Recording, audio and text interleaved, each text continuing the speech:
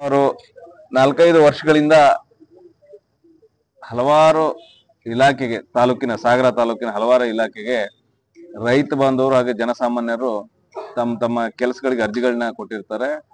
ಆ ಅರ್ಜಿಗಳು ಇತ್ಯರ್ಥ ಆಗದೆ ವಿಲೇವಾರಿ ಆಗದೆ ಇರ್ತಕ್ಕಂಥ ಅರ್ಜಿಗಳು ಇನ್ನೂ ಕೂಡ ಸಾವಿರಾರು ಸಂಖ್ಯೆಯಲ್ಲಿ ಬಾಕಿ ಇದಾವೆ.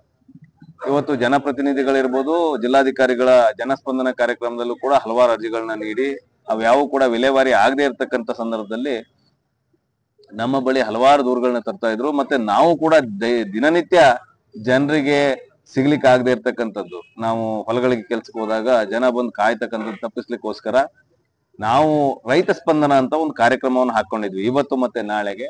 ಅದು ಎಲ್ಲ ಇಲಾಖೆಗೂ ಮಾಹಿತಿಯನ್ನು ಕೂಡ ಕೊಟ್ಟಿದ್ವಿ. ಮಾನ್ಯ ತಹಶೀಲ್ದಾರ್ ನಿನ್ನೆ ಮಧ್ಯಾಹ್ನ ಮೇಲೆ ನಿಮ್ಗೆ ತಾಲೂಕು ಕಚೇರಿ ಆವರಣದಲ್ಲಿ ಈ ಕಾರ್ಯಕ್ರಮ ಮಾಡ್ಲಿಕ್ಕೆ ಅನುಮತಿ ನಿರಾಕರಣೆ ಮಾಡಲಾಗಿದೆ ಅನ್ನೋ ಒಂದು ಸಂದೇಶವನ್ನು ಕಳಿಸ್ತಾರೆ. ಹಾಗಾಗಿ ನಾವು ರಸ್ತೆ ಬದಿಯಲ್ಲಿ ಮಾಡ್ತಾ ಇದ್ವಿ. 12 ಗಂಟೆಗೆ ನಮ್ಮ ಕಾರ್ಯಕ್ರಮ ಆರಂಭ ಆಗಿದೆ. ಸುಮಾರು 50 ಸಾರ್ವಜನಿಕರ ಅರ್ಜಿಗಳು ಈಗಾಗಲೇ ಬಂದ್ಬಿಟ್ಟಿದೆ ಇತ್ಯರ್ಥಕ್ಕೆ. ನಾವು 12:30 1 ಗಂಟೆವರೆಗೂ ನಾವು ಅಲ್ಲೇ ನೋಡಿದ್ರೆ ಒಬ್ಬ ಅಧಿಕಾರಿ ಒಬ್ಬ ನೌಕರ ಯಾರು ಬಂದಿಲ್ಲ, ಪೊಲೀಸ್ನವರು ಹೊರತುಪಡಿಸಿ. ಹಾಗಾಗಿ ನಾವು ಏನು ನಮ್ಮ ರೈತ ಸ್ಪಂದನ ಕಾರ್ಯಕ್ರಮವನ್ನ ಸ್ಥಗಿತಗೊಳಿಸಿ ಇದನ್ನ ಧರಣಿ ರೂಪಕ್ಕೆ ಪರಿವರ್ತನೆಗೊಳಿಸಿ ತಾಲೂಕು ಕಚೇರಿ ಮುಂಭಾಗ ಧರಣಿ ಕೂತಿದ್ದೀವಿ. ಸಾಗರದ ಆಡಳಿತ ಸತ್ತು ಹೋಗಿದೆ. ಅಲಿಬಾಬಾ ಮತ್ತು 40 ಕಳ್ಳರು ಅಂತ ಹೇಳಿ ನಾವೆಲ್ಲ ಮಕ್ಕಳಿದ್ದಾಗ ಕೇಳಿದ್ವಿ. ಇವತ್ತು ಅಲಿಬಾಬಾ ಮತ್ತು ಸರ್ಕಾರಿ ಅಧಿಕಾರಿಗಳ ರೂಪದಲ್ಲಿ 40ಕ್ಕಿಂತ ಹೆಚ್ಚು ಕಳ್ಳರು ಸಾಗರದಲ್ಲಿ ಅನ್ನೋ ಒಂದು ಶೀರ್ಷಿಕೆ ಅಡಿಯಲ್ಲಿ ಹೋರಾಟವನ್ನ ಕೈಗೆತ್ತಿಕೊಂಡಿದ್ವಿ.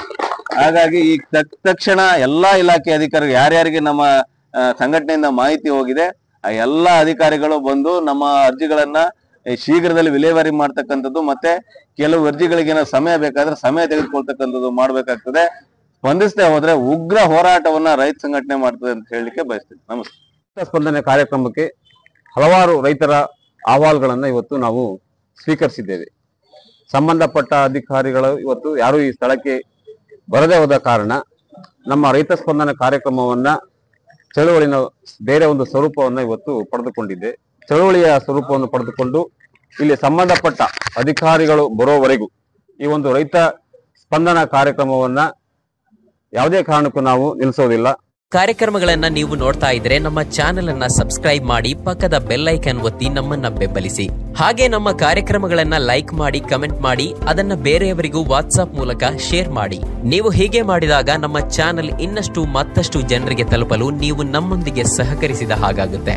ಇದು ನೀವು ಯಾವುದೇ ಖರ್ಚಿಲ್ಲದೆ ಕೆಲವೇ ಸೆಕೆಂಡುಗಳಲ್ಲಿ ನೀಡಬಹುದಾದ ಸಹಕಾರ. ಧನ್ಯವಾದಗಳು.